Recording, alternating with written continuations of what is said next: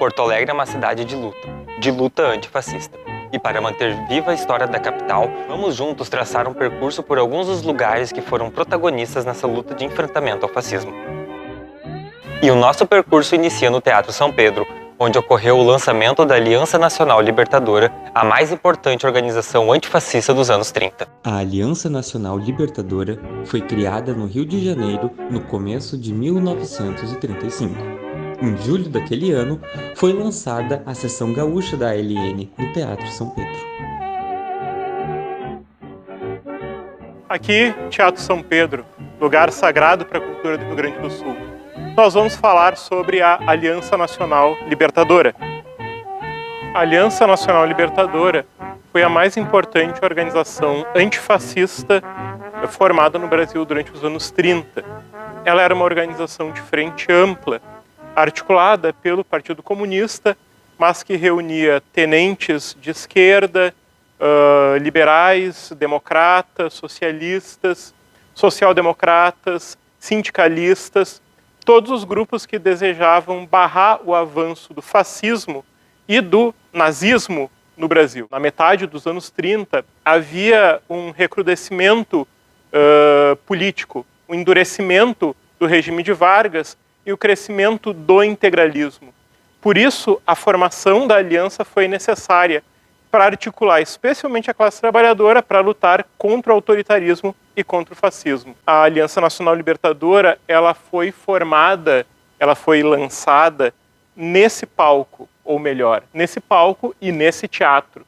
Seu presidente era o intelectual Dionélio Machado, seu secretário era Aparício Cora de Almeida, e aqui estava presente também, pela Federação das Mulheres, Maura de Sena Pereira, uma intelectual catarinense. Foi um momento em que o Teatro São Pedro ficou completamente abarrotado de espectadores, tal a importância dessa organização.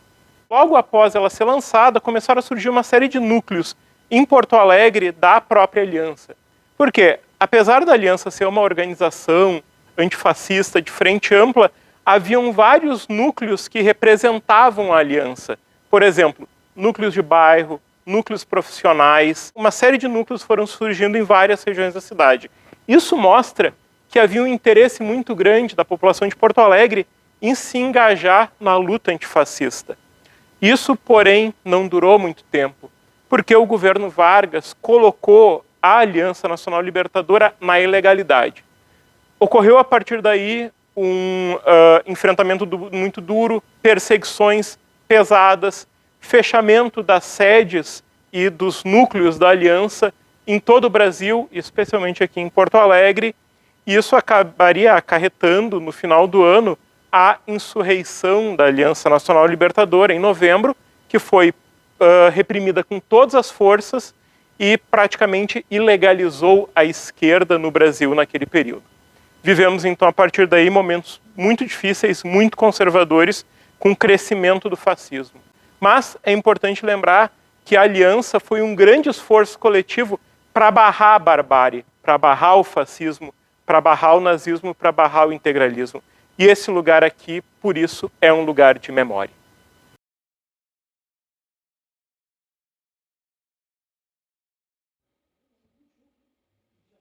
A Aliança Nacional Libertadora foi a mais importante organização antifascista do Brasil nos anos 30. Seu lançamento no Teatro São Pedro marcou um momento crucial na luta contra a extrema-direita. Dionélio Machado, Aparício Cora de Almeida e vários outros líderes marcaram uma posição essencial na luta contra o fascismo. A ANL uniu e inspirou diversos grupos na luta por um ideal em comum, a liberdade.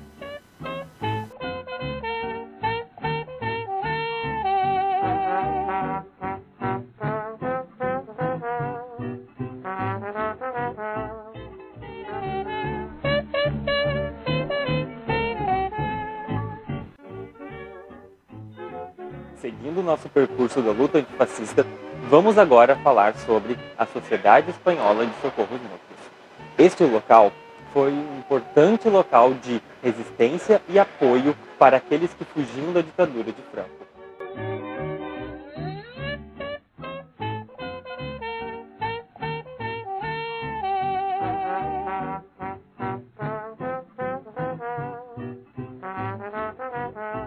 A Sociedade Espanhola de Socorros Mútuos surgiu no final do século XIX.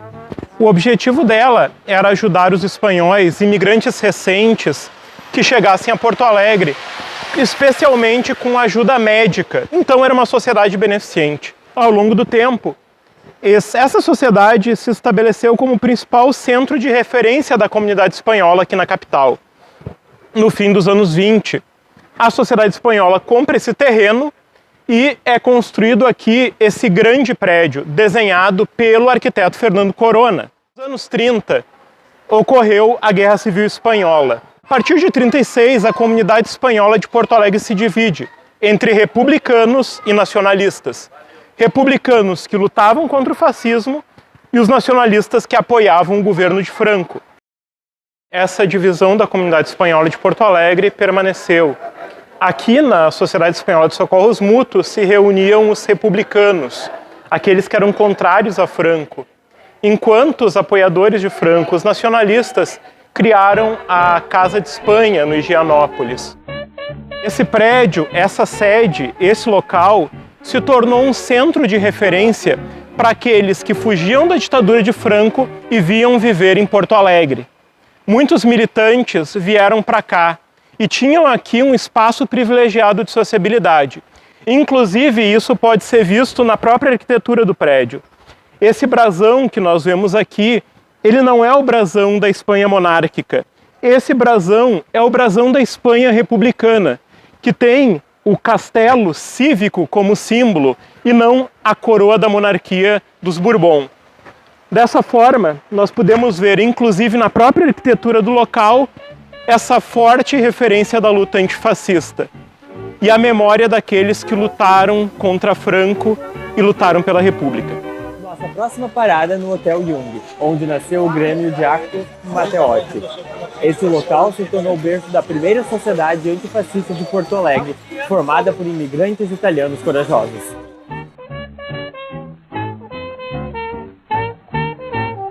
Nesse prédio aqui atrás ficava localizado o antigo Hotel Jung. Esse lugar é muito importante porque aqui foi fundado em 1926 a primeira associação antifascista de Porto Alegre, o Grêmio Antifascista Giacomo Matteotti. Quem era Giacomo Matteotti? Giacomo Matteotti foi um deputado do Partido Socialista Italiano que teve a coragem de denunciar publicamente Mussolini e que foi assassinado por conta disso. Dessa forma, diversos grupos antifascistas ao redor do mundo adotaram o nome de Grupo Giacomo Matteotti. Esse Grêmio ele é importante porque ele é a primeira organização antifascista de Porto Alegre. Dá para se dizer, sem muito titubear, que o movimento antifascista aqui na capital gaúcha começa aqui. O Grêmio Giacomo Matteotti ele reunia especialmente imigrantes italianos. Imigrantes italianos que se colocavam contra o fascismo. Esse Grêmio ele tinha um jornal chamado Liberdade, que também era editado aqui, e ele teve, além dessa sede, também outros lugares em que ele foi sediado. É importante lembrar porque durante os anos 20 já começava a surgir grupos e militantes fascistas aqui no Rio Grande do Sul. Dessa forma, logo quando surge o fascismo, quando inicia o movimento fascista, também surge uma resistência antifascista. Por isso é importante dizer, no momento que o fascismo surge, os antifascistas surgem para combater. Muito longe. Aqui na Voluntários da Pátria, viemos em direção à Liga dos Direitos Humanos. Essa organização foi fundada para combater a ação dos nazistas no Rio Grande do Sul. Vamos conhecer a história de Friedrich Nietzsche e sua importante contribuição na luta antifascista.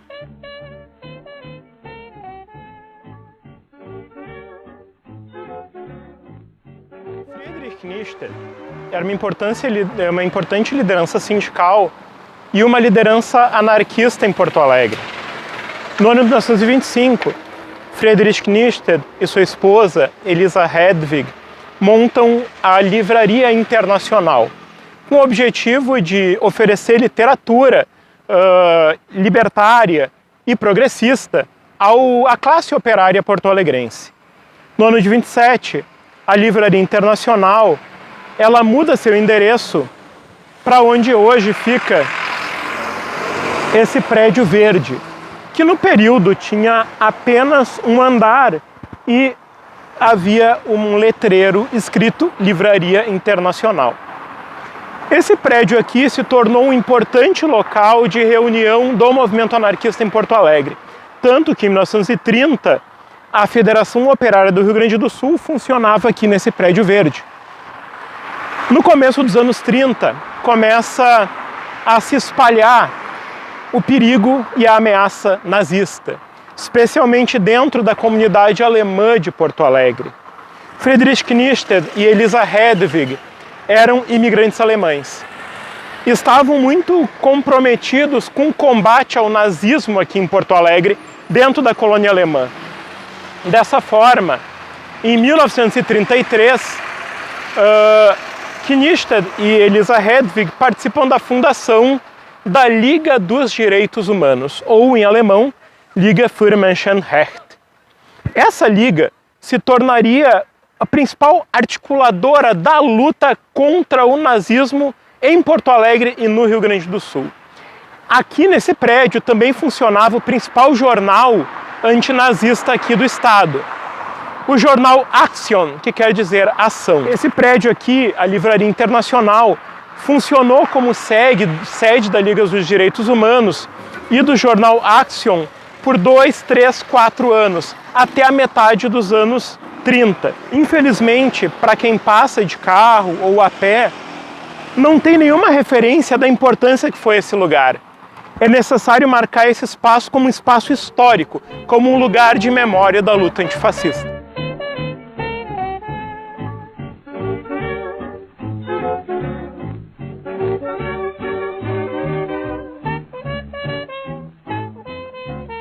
Nós estamos aqui dentro desse local que foi sede da Livraria Internacional e que também foi o coração do movimento antinazista em Porto Alegre e talvez no Brasil.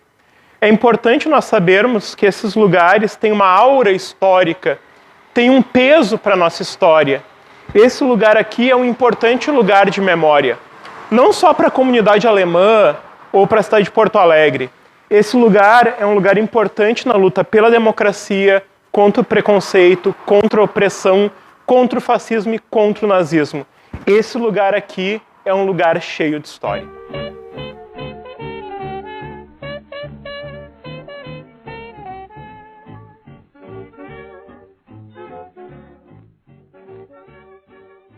Para encerrar o nosso tour pela capital antifascista, viemos para a rua Frederico Mendes, onde localizava-se o balneário da Federação das Caixas de Doença e Morte, que foi um importante refúgio antifascista e espaço de convivência entre diferentes grupos sociais. Durante a década de 30, havia uma associação de caixas beneficentes aqui no Navegantes, chamada Federação de Caixas de Doença e Morte.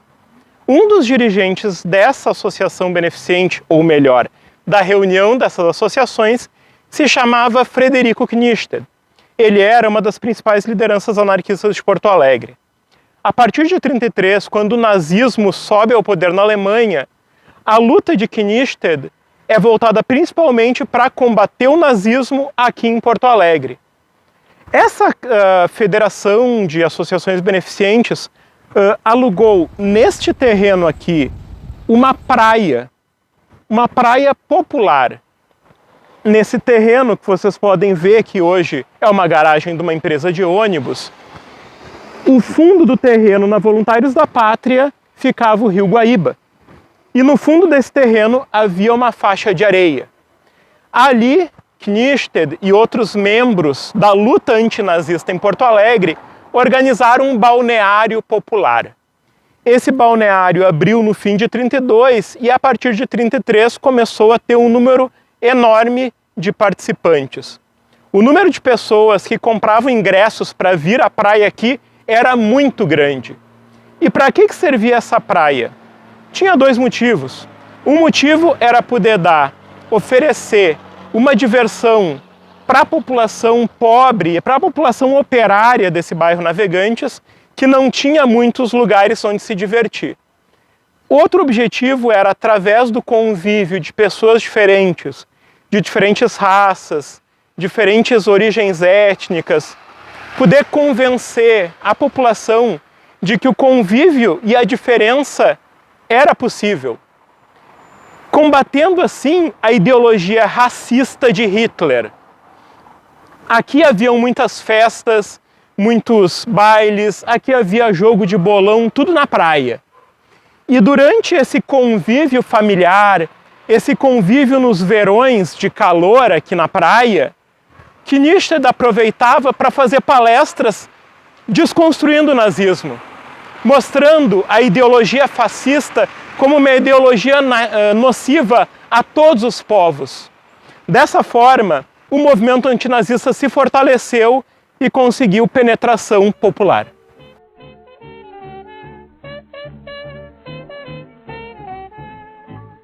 O balneário da Federação das Caixas de Doença e Morte ficava a apenas alguns metros daqui. Essa região ela é muito importante porque aqui na rua Frederico Mendes nós temos de um lado a fábrica Renner, do outro nós temos a fábrica Rio Guaíba, que eram duas das maiores tecelagens e duas das maiores concentrações operárias de Porto Alegre.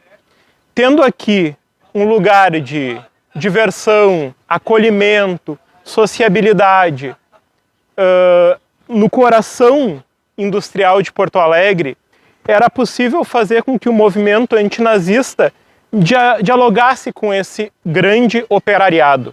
Não custa lembrar que naquele período, nos anos 30, era muito grande o número de operários e operárias de origem alemã, austríaca, italiana, polonesa, e o movimento fascista estava presente entre essas comunidades de imigrantes. Fazer com que o movimento antinazista se enraizasse aqui era trazer para a classe operária a luta antinazista. E isso, para um líder anarquista como o Friedrich Knistad, era muito importante.